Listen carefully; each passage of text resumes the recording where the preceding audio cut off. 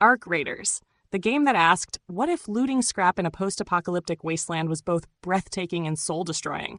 And then answered, sure, why not? Throw in a battle pass, too. Embark Studios' long-awaited project finally landed in 2025 after years of hype, delays, redesigns, and creative pivots. What started as a slick sci-fi co-op shooter became an extraction shooter, because apparently every studio in Stockholm got the same memo. The result? A game that's as shiny as it is shallow, as confident as it is confused, and as punishing as a parking ticket for being hopeful. The gameplay loop is simple. You drop into a bleak wasteland, shoot some robots, pick up scrap, die horribly, and repeat until you start questioning your life choices. It's a PvP-VE extraction shooter, which means you're not just battling the game's mechanical overlords, you're also battling other players who, coincidentally, have the same goal: to kill you and take your junk.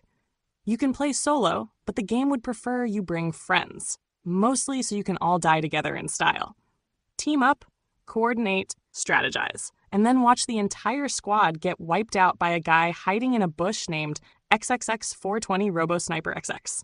When you die, which you will, you lose most of your gear.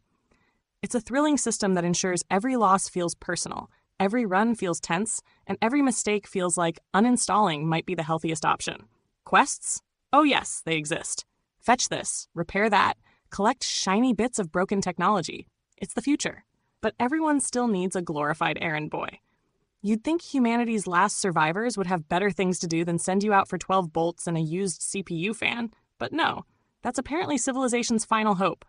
There's a story here somewhere. Something about humanity driven underground by mechanical invaders called arcs, and brave raiders venturing topside to scavenge. It's basically Wall-E meets Mad Max, only without the charm, subtlety, or emotional resonance. Characters? Forgettable. Dialogue? AI-generated both literally and spiritually. Every NPC sounds like they're reading fortune cookies in a robot apocalypse. And the lore, comes in tiny text logs and background snippets that suggest depth but mostly deliver shrug emojis. It's one of those games that thinks being mysterious is the same thing as having a plot. Spoiler, it isn't. Let's talk visuals. Arc Raiders looks great at first glance. Dust, neon, robots, reflections, all the hallmarks of a futuristic wasteland. Then you look closer and the illusion starts to crumble faster than your squad during extraction. Despite boasting Unreal Engine 5, the game politely decided to turn off all the fancy features. No nanite, no lumen, no ray tracing. You know, all the things UE5 was supposed to make awesome. The result? The game runs buttery smooth, but the lighting sometimes looks like someone forgot to pay the electric bill. Shadows flicker, objects vanish into black holes, and reflections occasionally go on vacation. Still, credit where it's due. It's stable, it's crisp, and it won't melt your GPU. The price for that stability is that everything looks about one console generation older than promised. But hey, 120 frames per second of mediocrity is still smoother than your last breakup. The real boss fight, the store. After initially promising a free-to-play launch, Embark decided to charge $40 up front. A fair price for a premium experience, they said, right before unveiling a full-blown cosmetic shop, premium currency, and battle passes. Yes, you paid for the game, but the game still expects you to pay again to look cool. Want a stylish trench coat? That'll be $20. A fancy helmet? Another $10. A sense of self-worth? Sorry, that's not available in the store yet. The developers later reduced some prices after Backlash, which is the modern equivalent of saying, oops, we got caught. The result is a game that costs money like a premium title and begs for money like a mobile app. The worst of both worlds, neatly packaged in a glowing loot box of irony. Arc Raiders is online only, because, of course it is. That means constant connection, constant matchmaking, and constant opportunities for betrayal.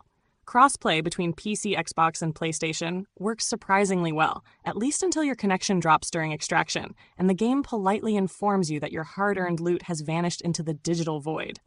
There's voice chat, but it's mostly people alternating between screaming for help and betraying each other. The social dynamic is like a trust experiment designed by sociopaths. Duos, trios, solos, it's all here. The matchmaking tries to balance things, but sometimes tries isn't enough.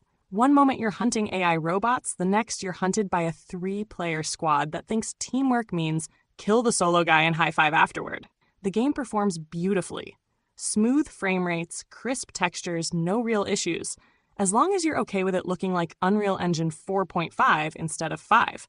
On console, you're locked at 60 frames per second, which is fine until you realize PC players are running at twice that and sniping you before you can blink. Cross progression exists, which sounds great until you realize it only works if you buy the game separately on each platform. So yes, your progress carries over, provided your credit card does too.